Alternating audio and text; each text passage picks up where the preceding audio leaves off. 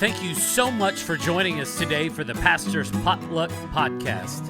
Here on the Pastor's Potluck, it's similar to a normal potluck where you might get something that you want and there may be something that you just want to pass up altogether.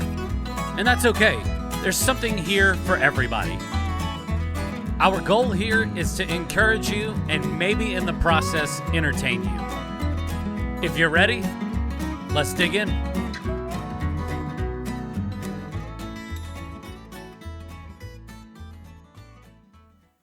Well, welcome to another episode of the Pastor's Potluck Podcast. One of the things that, I feel we're feeling it today. Yeah, I am. Dude, everybody that was, in our little office area, it was, 1:45, and it's we feel like we've been here for 3 days. Yeah, today has felt like that, for sure. I mentioned, I was I think my family's worried about me. But it just has felt like that long of a day, but that's good. It's good whenever you're still moving forward and making things happen, even though they feel long. I feel like I've gotten a huge sense of accomplishment today, which is good. Good.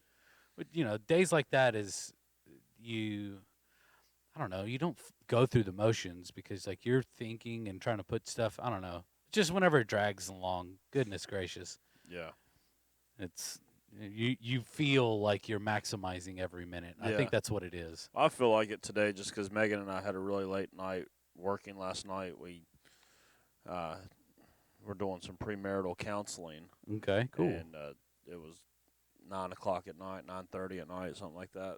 And so Yeah. if you do that late into the night and then come right into the office the next morning, it just it's drain. Yep. It's draining. Yep. But it's also, all of it's worth it. All of it's, it's all right. Yeah.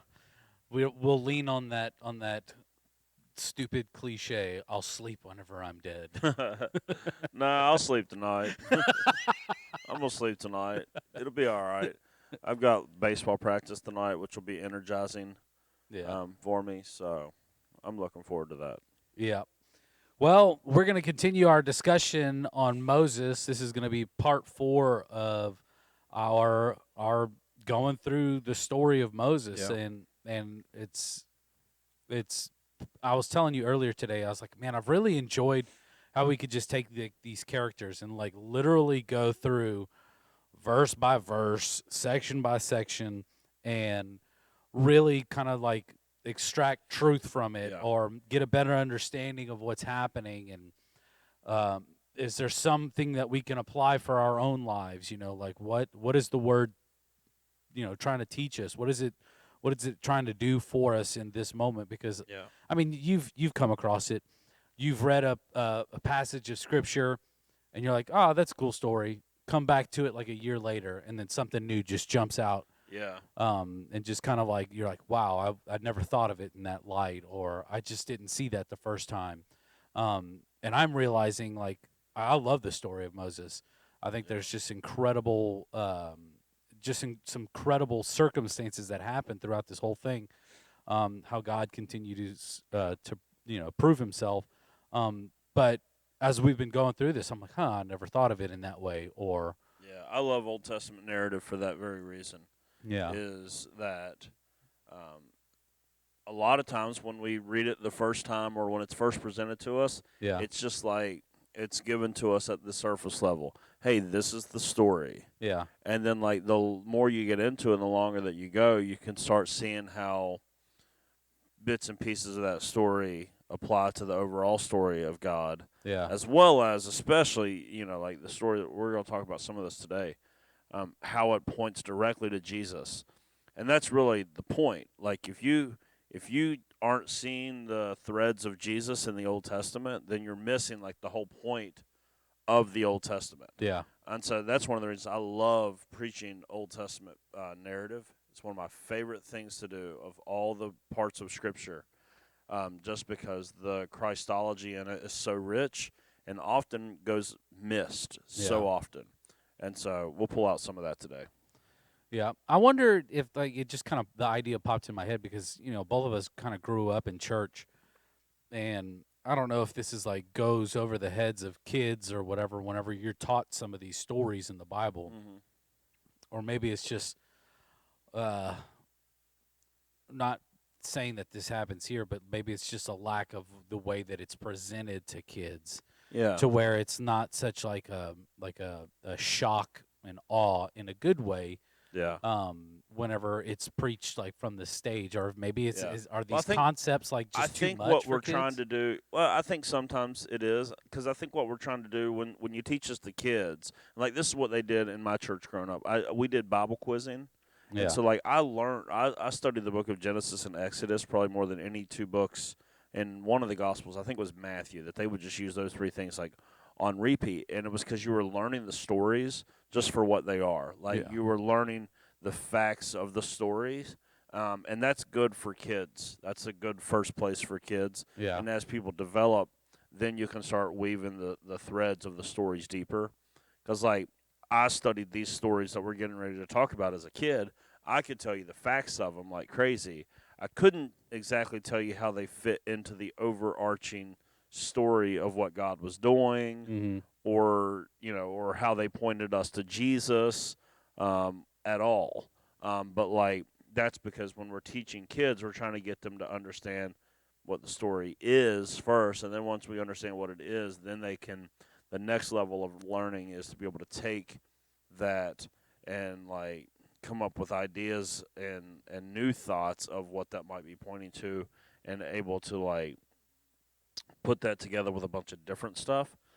So like it's okay that kids are just learning these as stories, Gotcha. um, because that's got to be the starting point. Yeah, Yeah, it's like kind of like the fundamentals almost, yeah, and then you can start to add the meat and potatoes yeah. to You kind of can't give it more synthesize depth and information. life. And Yeah, you can't synthesize information into ideas until you have gone through that process. That's gotcha. actually like the overall education learning process is you have to start with the lower levels of learning, and then the higher up you get synthesis of ideas and how this thing comes together with this thing and all that.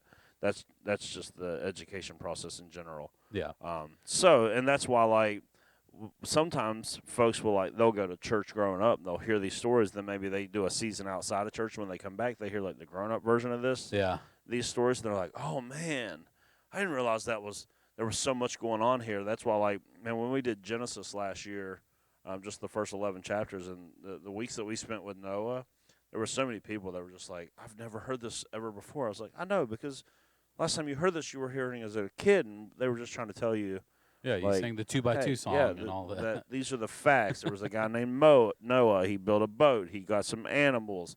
He came out. They, all this type of stuff. Yeah. They're just trying to get you that. Then as you get older, you can learn those deeper things. Um, so So it wouldn't even necessarily be a bad part on the kids pastor. It maybe no, just be bad delivery from people from the pulpit of not trying to connect these things to yeah, yeah. Jesus. If you are teaching adults and you're not trying to go to that next level, then yeah, you're making an error. You can do some of this on like the point I'm going to draw out in one of the stories in Exodus 15 today. I think that you could make to children, and they would get it. But like you couldn't do that with everything. Yeah, yeah. Yeah. Well, we're going to continue. We, like you said, we are in Exodus, and we're going to be in Exodus chapter 15. And so, just if you haven't gone back and listened to the other episodes of Moses, I highly encourage you to do so. But we've gone through the plagues, we've gone through Pharaoh chasing them out into the desert, and then coming up to the Red Sea, and then crossing the Red Sea, and that incredible story there where they crossed through the river on dry ground, which is amazing, and then came back through. And so it picks up there, and we talked about the water last time, did we? Yeah, yeah, Yes. we made it through the Red Sea, Yeah, and yeah. so we should be right at the beginning of Exodus 15. One of the things that I found like really interesting is because a lot of this is like, it's obviously telling the account of Moses' story, but then all of a sudden you get this like this poetry, this song that's in there, Yeah, and on a surface level, it doesn't make any sense. yeah, But it's there for a reason. It's there for a purpose.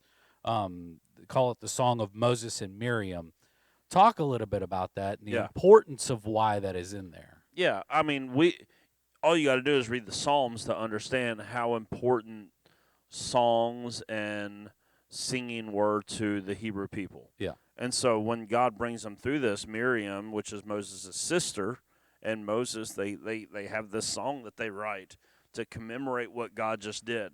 That's really what worship songs really are. It's always Yep. a commemoration of who God is and what He's done to show His faithfulness and show who He is. So that's what this is. And I think the fascinating thing for me that I like pointing out, I don't like just skipping over this, is that some of this is written by Moses, and then some of this is written by Miriam. Yeah. And it actually refers to Miriam in Exodus 15:20.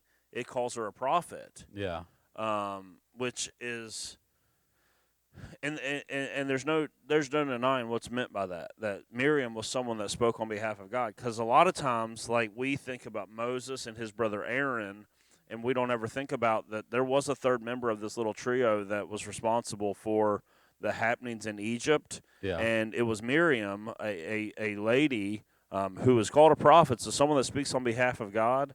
So this is one of those things whenever I'm preaching on, like, why I believe in women in ministry and why I believe in allowing women to preach, is you go back to stuff like this and you go, like, very early on, women were speaking on behalf of God, and this wasn't just to children. This was to the whole nation of Israel. She played a role. Yeah. And so I think that that's worth pointing out when you see that. But, yeah, this is a hymn of commemoration of, hey, look what God just did. Look how God just drowned our enemies, and He was faithful to do exactly what He said that He was going to do. That's what that hymn is all pointing towards. Yeah, interesting little nugget to extract from there is that she has prophet attached to her name. Yeah, that's something that not a lot of people probably realize when they go, like, yeah, and there are many, many, many prophets that are women throughout all of the scriptures. Yeah.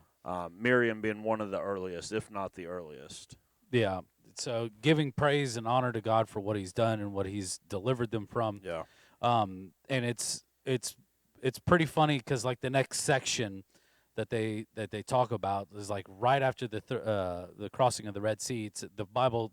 It gives you timelines in, like, these little sections, and so 3 days later, everybody's complaining. Yeah, it's like 3 stories in a row that we're going to cover today.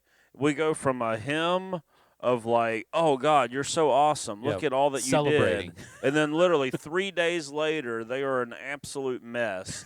And that's going to go on for quite a while, actually. It's not going to be something that they grow out of quite easily. Yeah. And which it's got to be encouraging for us to read that and go, like, all right, so they were on this mountaintop moment, and then 3 days later, they're literally, like, cursing God, like, what are you doing to us right now? So that has to be so, like, telling of, like, the human condition that all of us, like, some days, like, I don't know, probably on Sundays, a lot of people feel like they're on, like, a spiritual high, and then by Wednesday, they're, like, shaking their fist at God, going, like, what's going on? Yeah. And it's like, well, I mean, that's pretty consistent with even how Israel lived their life. Because, I mean, they just, to underestimate how big what God did was through the Exodus and the parting of the Red Sea and the collapsing of the Red Sea, like, that's major. Yeah. That doesn't seem like something that you would forget and move on from very easily. Or and then, 10 like, plagues. Yeah, the 10 plagues, and it's like, and then literally 3 days later, they're out in the desert. They can't find any water that's worth drinking. Yeah. And they finally find this, like, water hole,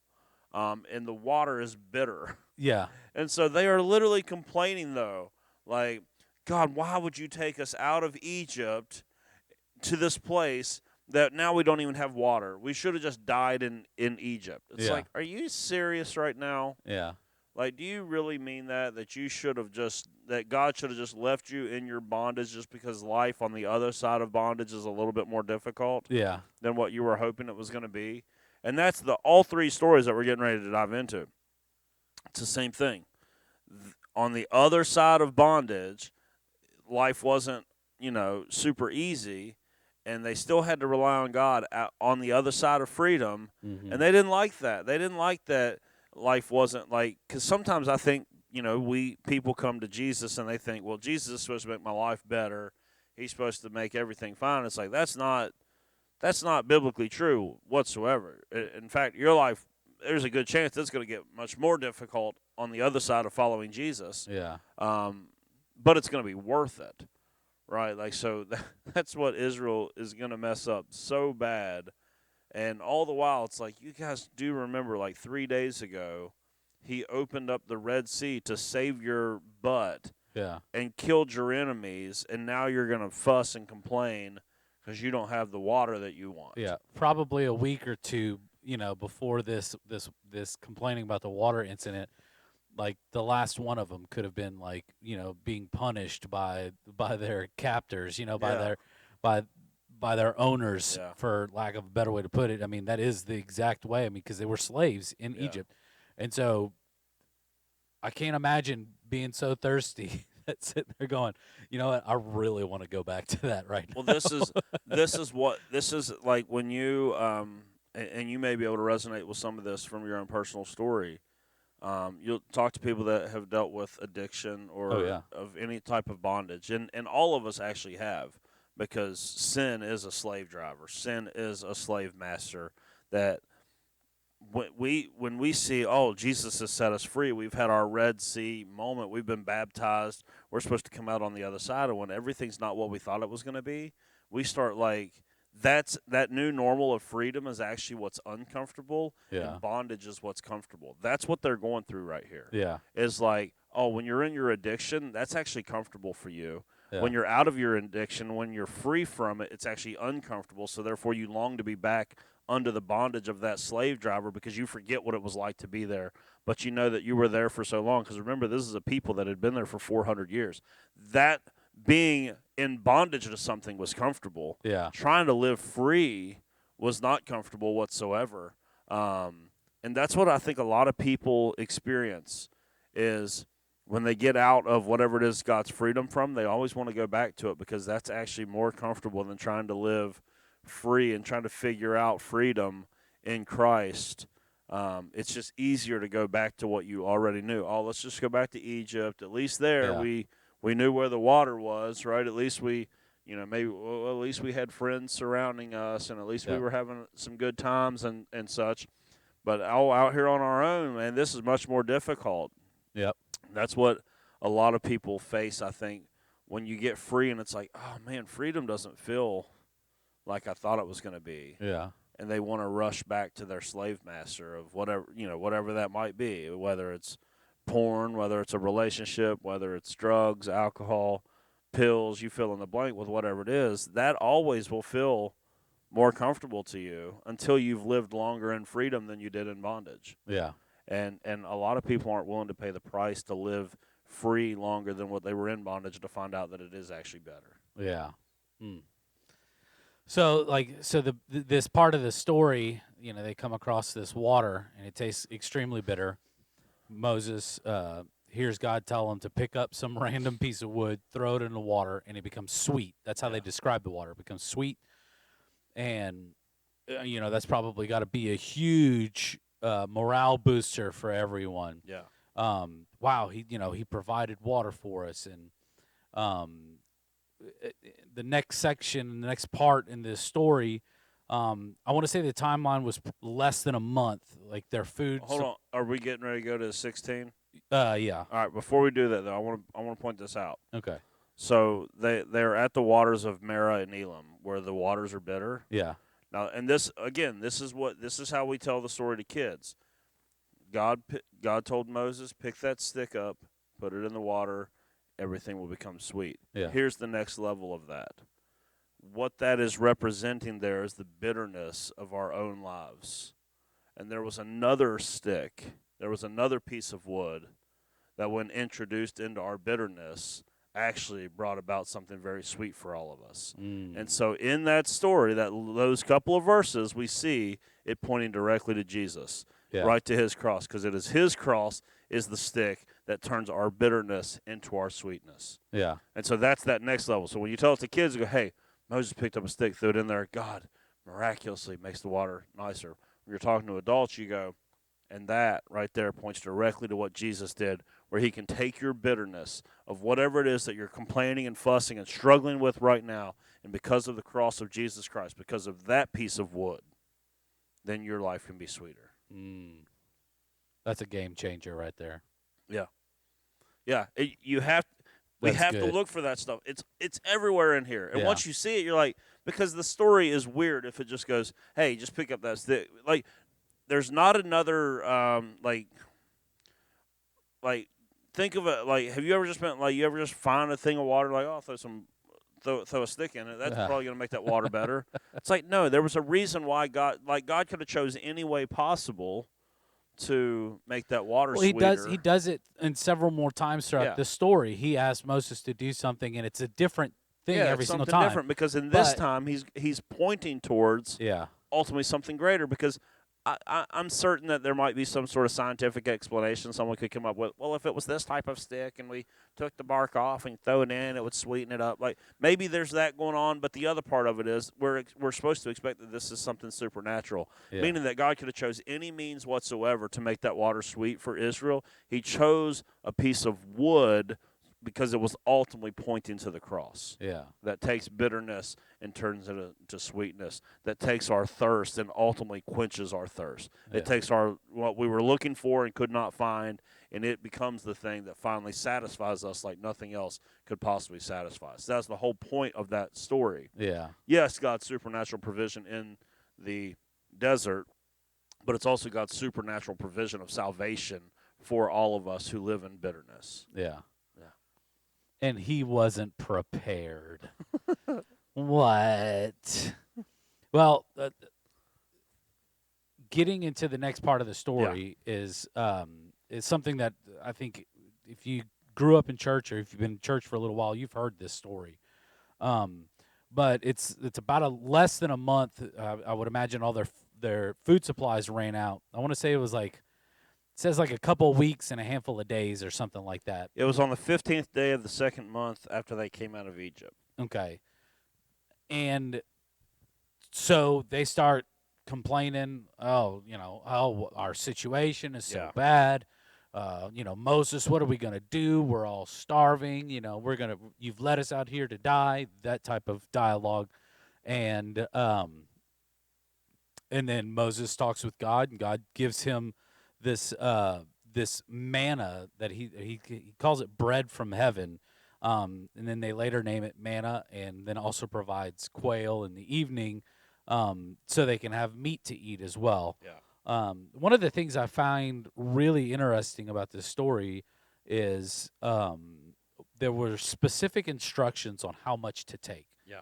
So obviously, if you think, the estimates were about 1.5 million people that are. I believe so. So I mean, there is a ton of people. So you can imagine, whenever you wake up in the morning and this manna has fallen from heaven and is on the ground, there's probably a large surplus of it. I mean, more, like way more than all those people could eat. But there was specific instructions to only take what you have. Yeah. Or that you would need, and everything else is just like there's a instance where somebody takes more than what they need, and it immediately becomes rancid and it's filled with maggots. And I like this part of the stories because it just shows God's provision and faithfulness. Yeah. And being content with what He's provided you. Not trying to take more, not trying to. It's just being in the moment and being obedient to God and say, you know what, my God is supplying exactly what I need. Yeah, it's exactly what Jesus teaches people to pray in the Lord's Prayer. Give us this day our daily bread. Yeah. That's where that idea came from, was that God was the one that was going to give them exactly what they need for that day. Yeah. And that should be our same view when it comes to how we pray and ask God to meet our needs. God has always promised that He will take care of our needs. He doesn't necessarily say that He'll take care of all your wants.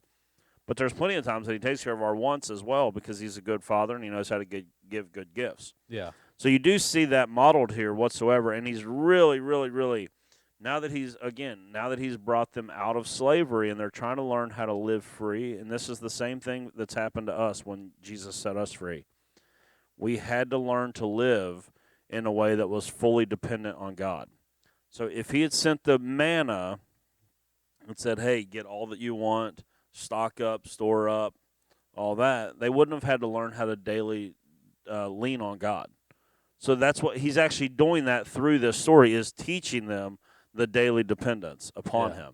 Because he could have taught them a very simple lesson that, hey, I'm your provider. Now go and take whatever you need and it'll last forever, whatever. Yeah. That's not as good of a lesson as, hey, you're going to have to trust me every single day that I'm going to come through for you. Yeah.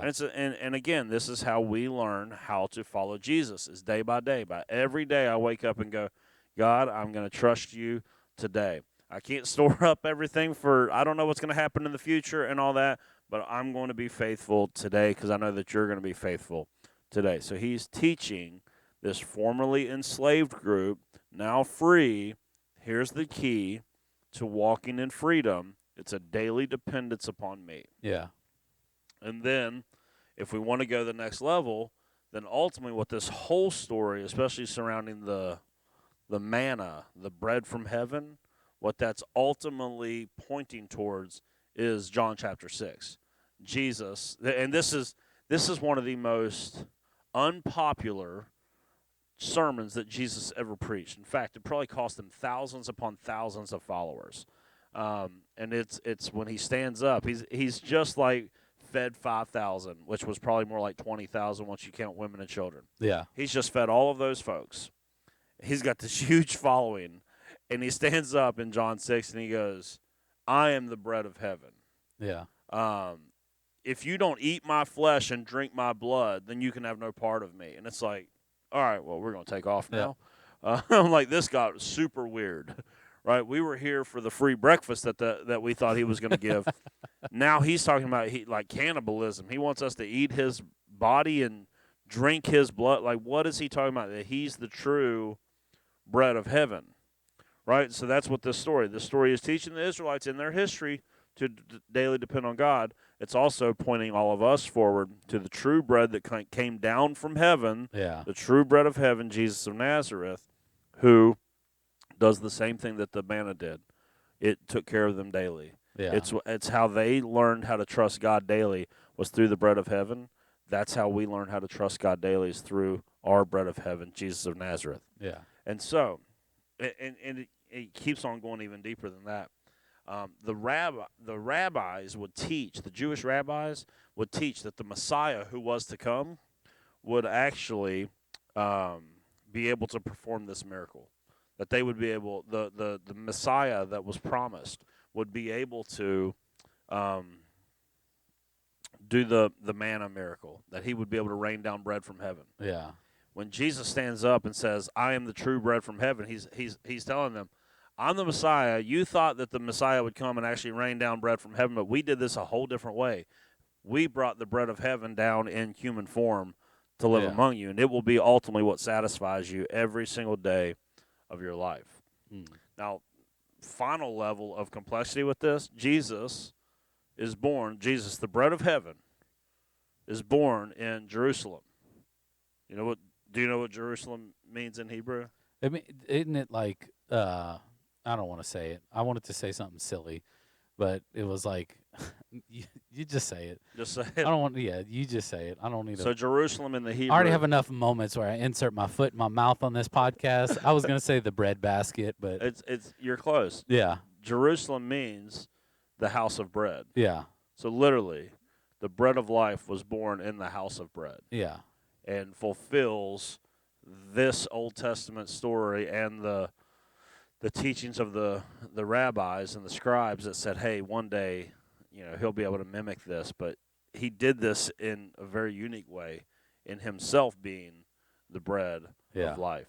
And so, it's Israel's doubt, because they're not used to having to trust God. They're used to trusting their slave driver. yeah. Because they sit here and they talk about, hey, didn't we sit around with like pots of meat? Didn't we have all these luxuries when we were enslaved? Yeah. It's so funny how like when we hit those hard times in life, when we start looking back on times that were like miserable and start thinking of them as like really fond times in our life, it's like, oh man, that's a sad place to be. Yeah. So again, but what we see is the Old Testament pointing directly to Jesus, because that's actually the whole point of all of this. Yeah. Because the point of the manna and the quail is not like, oh, God can provide for us, because that's pretty obvious. If, as far as the Hebrews are concerned, He's the creator of all things. He can do whatever He wants. That would be the same for me. So that's not. If all we're ever getting from these stories is like a lesson of God's provision, it's like, all right, we got to graduate at some point and realize that there's something else going on here, and Yeah. it's that our daily dependence is no longer just manna and meat. It's Jesus. That's how we make it through every day, Yeah. is by depending on, and that's why we pray the Lord's Prayer and we say, "Give us today our daily bread." Like, just give us what we need just for today, and we're going to trust Jesus completely for it. Now, this next part where Moses, people are complaining again about water, uh, and God instructs Moses to strike the rock with Yeah, his staff. Is is this part of the story where we see something that's like, is it Moses beginning to like, okay, like I need to trust God and just continue to be obedient, or is this just another instance of when will these people ever stink and learn like that God is going to provide for us? Because it feels like every single time they complain, then something amazing is happening. Is there any shift in tone yeah, between these different moments of provision? Does it ever focus on Moses? Do we ever look at something else different besides just ungrateful people not trusting in God? yeah. And this is, if I'm not mistaken, this is one of two times that God does this similar miracle Yeah. for Israel. This is the earlier time. I think Numbers recounts the second time that it happened. The first thing that I want to point out, it's in Exodus 17, that this happens in the desert of sin. Yes. That's really interesting to me that Israel is sitting here complaining against God, sinning against God, and it's happening in the desert of sin. Um, but again, there's no water. They can't find any water. They're grumbling against Moses, which is ultimately they're grumbling against God. And again, they are longing to go back to captivity because again, oh, my slave driver back there, Egypt at least made sure I had water to drink. Yeah. So they're longing for the days that they were slaves again, which is so sad. So God's like, okay, I guess I'm going to have to show them again how this whole thing works. Because, again, all he's trying to teach them is dependence upon him. This is how it. This is how you live free. They don't know how to live free. So he's trying to teach them once again, how do you live free? So he tells Moses to go and to stand.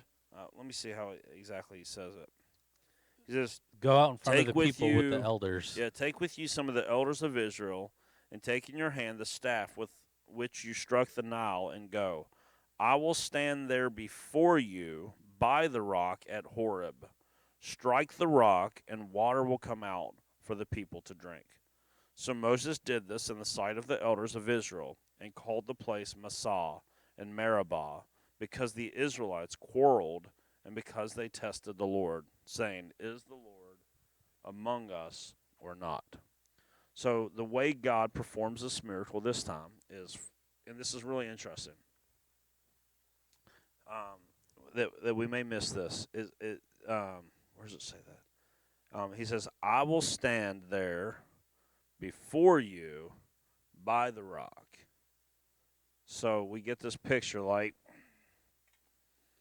if God is standing in front, like if this is the rock, God's standing here Yeah. in front of the rock. So I'm guessing Moses is perhaps up on the rock, and so he has to strike forward down in front of him to hit the rock. So this is the image that we're supposed to be getting. Because again, if we're telling this to kids, we're going, "Hey, isn't it cool that God brought water out of a rock?" Yeah. It's like, yes, that's so cool. God takes care of us, and that's a great lesson for kids.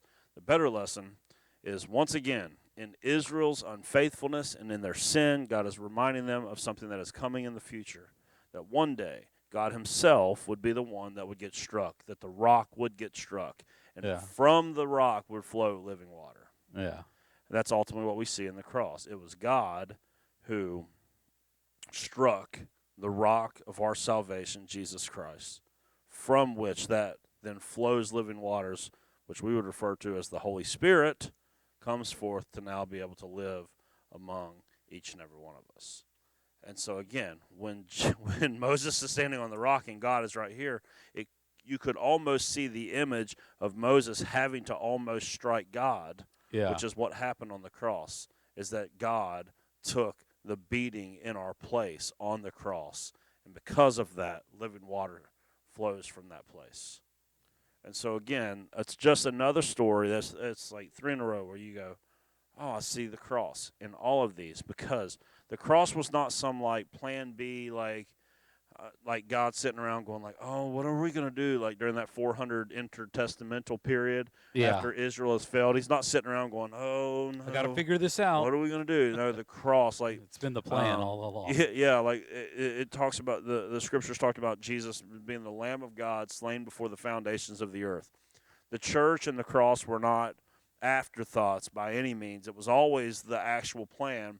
All of this is just leading us up to it, which is why everywhere you look, you see it. Yeah. Everywhere you look, you see the cross, and you see ultimately the plan of God by which new creation would be able to break through into this broken and fallen creation.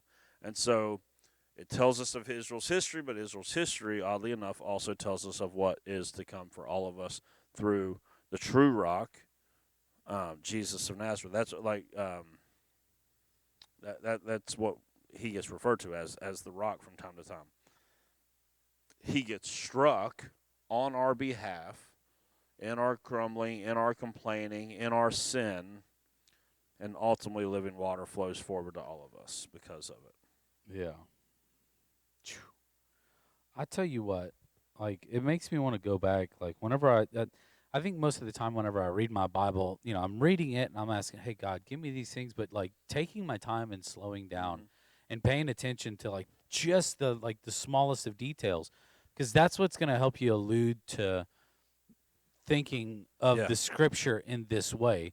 I think it's easy to get caught up of just checking the box yeah, of I read my Bible, but seeing those little hints, those little nudges, almost those little nuggets of information, and saying, "Oh, okay, wow, I see it." Like yeah, it'll make you rethink. yeah. We should go back to Moses 1. Yeah, I'm we just have to. joking.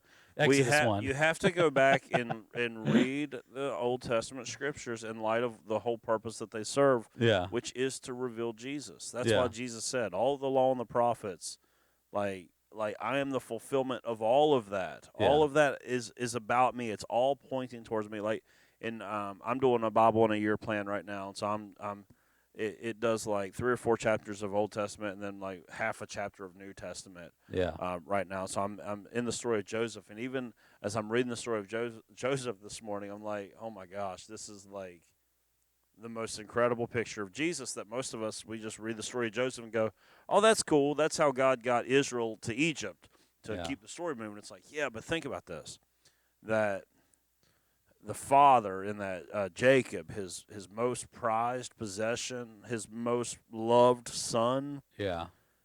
is presumed dead, but then is alive and is the second in command of the most powerful nation in Yeah. the world, where all of the nations are coming to bow down before him, to receive from him. This is the picture of Jesus, who was dead and alive and is the second person of the Trinity, and who one day all the nations will come and bow before him on his throne, and there won't be anyone above him at that point. Yeah. Right? So you even like I was seeing that this morning as I was reading in Joseph. I'm like, I see how his story mimics, like, and you see resurrection everywhere in the Old Testament. Even though it's not people physically dying, it's people like presumed dead, and boom, they're alive again. The same thing happens with Abraham and Isaac. Yeah. When Abraham, God tells him to take his son up and sacrifice him, he says, "We will come back together." Yeah. He tells that to the servant. So Abraham's going one way or another. This guy's coming back. He's presumed dead already. Yeah. Boom. Now he's back. Now he's alive. And so everywhere you look, you see these pictures of Jesus that, like, sometimes when we do just take the matter of fact looks in the Old Testament, we just completely miss it. But it's absolutely everywhere, everywhere you look. Yeah. Even, I mean, you could go through a lot of the law that, like, people like to skip, and it'll point directly to Jesus. Yeah, in Leviticus. Yeah, like there was a law that for Israel they had to set up cities of refuge to where guilty people could flee so that way they could be protected. Now you read that and you go like, oh, that's neat, like way Yeah. of doing civil law, and then you get to the next level and you go like, oh, okay, I see what God was doing there. Yeah. Jesus is our city of refuge to where those of us who are guilty, we can come close and not be guilty any longer. Yeah. Like, so it's literally it's everywhere. We probably need to do a series on Jesus in the Old Testament, just to pull all these out because they're so good. On Sunday or here? Oh yeah, on Sunday. Maybe both. Yeah, maybe both. Yeah. Maybe because there's so many instances of it. I mean, it would take me years probably to do Jesus in the Old Testament, but just Yeah. there's a. Let me think. I think it's going to be another Moses story coming up in a couple of weeks probably when. God sets loose, and this is one of the weirdest stories in all of the Bible. God sets loose venomous snakes in the camp, Yeah. and it's like, all right, well, what are we going to do about the venomous snake? He says, all right, put a snake on the end of a rod and lift it up, and anyone who looks to the snake will the bite of the snake won't bother them. Yeah. It's like, oh, the Son of Man has been lifted up. Those who look to him, the sting of death and the sting of sin will not affect them. Like, it's everywhere. Yeah. And yeah, we got to learn to read it like that. Shoo. All righty. So next week we're gonna pick up, or the next time that you're on, we're gonna pick up on this this battle of the Amalekites because I want to read over it again, and I want to present to you what I think is pointing to the cross and to Jesus, and see if I get it right. Okay. Is that okay? Yeah, absolutely. Okay, so that's what I'm gonna do. I got a week to figure this out. Yeah. Actually, 2 weeks because like you're on every other week. So if I can't figure it out in 2 weeks, then we need to probably reconsider why I work at Southridge. Yeah. I'm just joking. Yeah, I think it's great. Alrighty, man. Mystery meat time. Alrighty, let's see here. Oh, this one. I don't know that this one's mine. Please say it's not Anna's. Handwritten.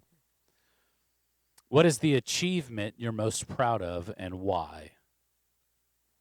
The achievement I'm most proud of. Yeah, achievement unlocked. Oh gosh. I'd probably say not being a deadbeat dad.